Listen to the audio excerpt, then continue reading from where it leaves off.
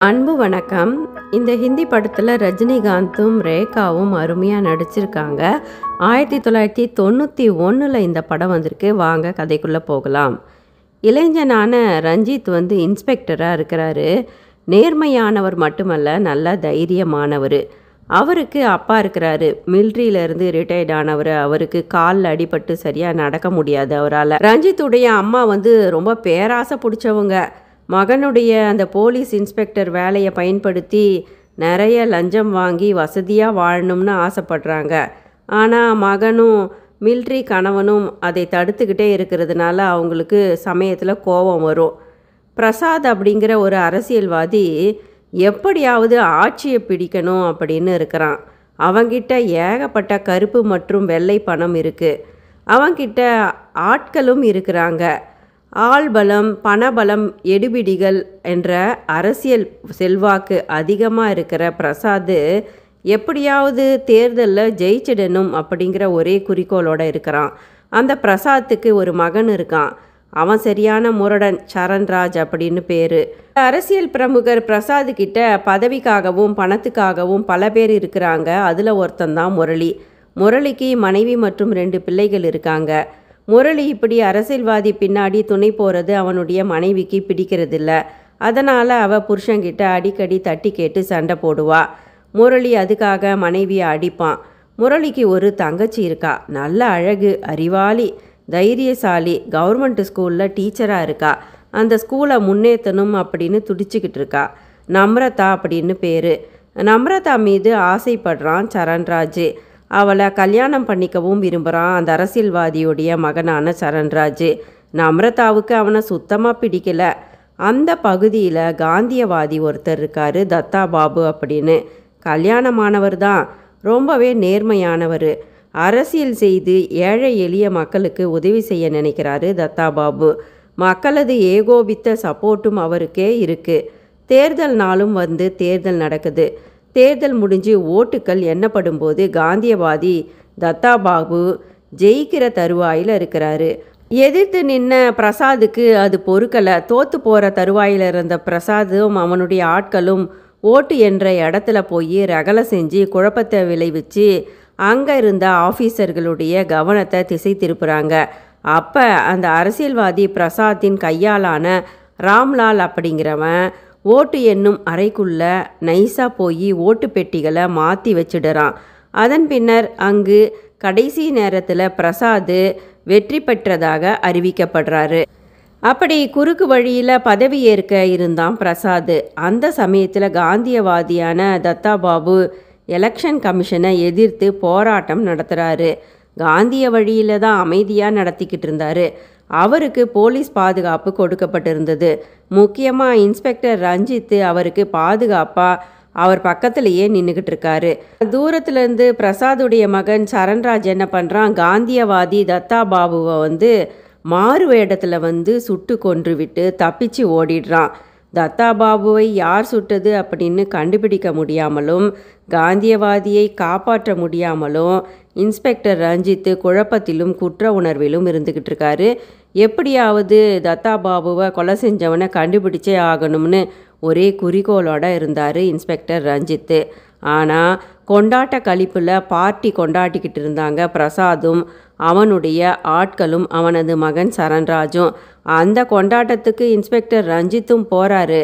அங்கே அவர் கவனித்தது பணபலம் மற்றும் ஆள்பலம் மட்டுமல்ல, அரசியல்வாதி பிரசாத்துக்கு உயர் பதவியில் இருக்கக்கூடிய போலீஸ் ஆஃபீஸரான டிஎஸ்பி மற்றும் கலெக்டருமே லஞ்ச பணத்துக்காக அடிபணிந்து வேலை செஞ்சு வர்றதை கவனிக்கிறாரு இன்ஸ்பெக்டர் ரஞ்சித். ஆனால் சாட்சியங்கள் அவருக்கு இல்லை. இன்ஸ்பெக்டர் ரஞ்சித் என்ன பண்ணுறாரு, அந்த அரசியல்வாதி பிரசாதுடைய எடுபிடியான வேலைக்காரனான முத்து கிட்ட நட்பாக பழக ஆரம்பிக்கிறாரு. அந்த முத்துவுக்கு நிறைய குடியை வாங்கி கொடுத்து அவங்கிட்ட பேச்சு கொடுக்குறாரு இன்ஸ்பெக்டர் ரஞ்சித். அப்போ அந்த அரசியல்வாதி பிரசாத் ஜெயிச்சதுக்கு காரணம் என்னென்னா ஓட்டு பெட்டியை ராம்லால் மாற்றி வச்சது தான் அப்படின்னு முத்து உளறிடுறான். உடனே இன்ஸ்பெக்டர் ரஞ்சித் அந்த ராம்லாலை கைது செஞ்சு தனி இடத்துல வச்சு அடித்து விசாரிக்கிறாரு. ராம்லாலுமே ஓட்டு பெட்டிகளை அரசியல்வாதி பிரசாத்துக்கு சாதகமாக மாற்றி வச்சதை ஒப்புக்கிறான். அவங்கிட்ட ஒப்புகை கையெழுத்தும் வாங்கி ஒரு கடிதத்தையும் எழுதி வாங்கிக்கிறாரு இன்ஸ்பெக்டர் ரஞ்சித். அந்த இடத்துக்கு வந்த அரசியல்வாதி பிரசாத்தின் கையாலான டிஎஸ்பி மூக்க நுழைச்சி ராம்லாலை விடுவிக்குமாறு ஆர்டர் கொடுக்கறாரு. அதனால் இன்ஸ்பெக்டர் ரஞ்சித்தால் அவனை எதுவும் செய்ய முடியாமல் விடுதலை செய்ய வேண்டியதாக போயிடுது. உடனே ராம்லாலை பிரசாத்தின் மகன் சரண்ராஜ் கோவத்தில் பொது இடத்துல வச்சு வெட்டி கொன்னுடுறான். அதை அந்த டீச்சர் நம்ரதா பார்த்துடுறா. நம்ரதாவை உடனே கல்யாணம் செஞ்சுக்க விரும்புகிறான் சரண்ராஜ். காரணம் என்ன, தான் செஞ்ச கொலைக்கு சாட்சியாக இருக்கக்கூடிய நம்ரதாவை கல்யாணம் செஞ்சு தன்னுடைய வலையில் விழ வைக்கணும்னு நினைக்கிறான். நம்ரதாவுடைய அண்ணனை அழைச்சி பணத்தாசை காட்டி பொண்ணு கேட்குறாங்க சரண்ராஜுக்காக அவனுடைய அரசியல்வாதி அப்பா பிரசாத். அண்ணனின் வற்புறுத்தலுக்கு பயந்து போன நம்ரதா வீட்டை விட்டு வெளியே வந்த உடனே தன்னுடைய மனதில் மானசீகமாக காதலிச்சு வந்த இன்ஸ்பெக்டர் ரஞ்சித்தை வந்து பார்க்குறா. தன்னுடைய காதலை சொல்லி உடனே கல்யாணம் பண்ணிக்கலாம் அப்படின்னு 2 பேருமே எளிமையாக கல்யாணம் செஞ்சுக்கிறாங்க. இன்ஸ்பெக்டர் ரஞ்சித்தின் அப்பா அந்த மிலிட்ரி மேன் என்ன பண்ணுறாரு, மனசார நம்ம நம்ரதாவை மருமகளாக ஏற்றுக்கிறாரு. ஆனால் ரஞ்சித்துடைய பேராசை பிடிச்ச அந்த அம்மா ஏழை பெண் நம்ரதாவை ஏற்றுக்கவே இல்லை, அவளை அவமானப்படுத்துகிறாங்க. ஆனாலுமே டீச்சரான நம்ரதாவும் இன்ஸ்பெக்டர் ரஞ்சித்தும் மிகுந்த அன்போட வாழ்க்கையை துவங்குறாங்க. சில மாதங்கள் மிக மிக அன்பாக சந்தோஷமாக வாழறாங்க. இன்ஸ்பெக்டர் ரஞ்சித் தொடர்ந்து காந்தியவாதி தத்தாபாபுவை கொலை செஞ்சவர் யார் அப்படின்னு துருவி விசாரித்து வந்துக்கிட்டே இருக்கிறது மட்டும் இல்லாமல் ராம்லாலை கொலை செஞ்சதுக்காக அந்த அரசியல்வாதி பிரசாத்தின் மகன் சரண்ராஜை ஜெயிலில் அடைச்சிடுறாரு இன்ஸ்பெக்டர் ரஞ்சித். ஆனாலுமே அந்த சரண்ராஜ் சில நாட்களிலேயே பணத்தினால் நிரபராதி அப்படின்னு கோர்ட்டு முடிவு செஞ்ச காரணத்தினால் பணபலத்தினால் அவன் விடுதலையாகி வெளியே வந்துடுறான். வெளியே வந்தவன் சும்மா இருப்பானா, தொடர்ந்து தனக்கு தலைவலியாக இருக்கக்கூடிய இன்ஸ்பெக்டர் ரஞ்சித்தை பழி வாங்கணும், தான் ஆசைப்பட்ட அந்த கல்யாணம் பண்ணிக்க விரும்பிய டீச்சர் நம்ரதாவை கடத்தி போகிறான் அந்த அரசியல்வாதியின் மகன் சரண்ராஜ். இன்ஸ்பெக்டர் அங்கே வந்து தன்னுடைய மனைவிக்காக போராடுறாரு. ரஞ்சித்து எவ்வளவோ போராடி பார்க்குறாரு. ஆனால் சரண்ராஜுடைய ஆட்கள் இன்ஸ்பெக்டர் ரஞ்சித்தை சூழ்ந்து அவரை கட்டி போட்டுடுறாங்க. சரண்ராஜ் இன்ஸ்பெக்டர் ரஞ்சித்தை சுட்டு கொன்னுடுறான். நம்ரதாவையும் பலாத்காரம் செஞ்சு கற்பழிச்சிடுறான் அந்த சரண்ராஜ். காதல் கணவனை இழந்து உடலாலும் மனதாலும் பாதிக்கப்பட்ட நம்ரதாவுக்கு வாழவே பிடிக்கல, சாக துணிகிறா. அப்பா அவளுக்கு உறுதுணையாக இருக்கிறது ரஞ்சித்துடைய அப்பா, அதாவது அவளுடைய மாமனார் தான்.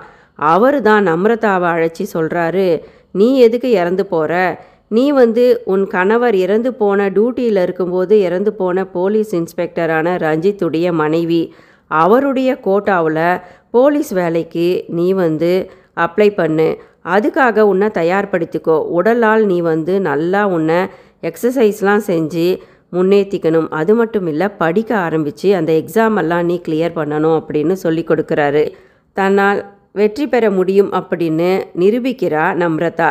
எஸ்பியா, அதாவது சூப்பரிண்டென்டென்ட் ஆஃப் போலீஸாக அவள் பதவியில் அமர்றா. அந்த பகுதியிலேயே குண்டர்களாக செயல்பட்டு வந்த அரசியல்வாதிகளின் அடியாட்களை அடித்து நொறுக்கிறதோடு சரண்ராஜையும் அடித்து முடக்கிறா நம்ரதா. குளறுபடி காரணமாக ஏற்கனவே நடந்த அந்த தேர்தல் ரத்தாகுது. மீண்டுமே தேர்தல் நடக்குது. மீண்டுமே பிரசாத்தின் ஆட்கள் ஒவ்வொரு தேர்தல் பூத்தாக போய் அங்கெல்லாம் போய் கள்ள ஓட்டுக்களை போடுறாங்க. தேர்தலில் மீண்டுமே பிரசாத் ஜெயிக்கிறான்.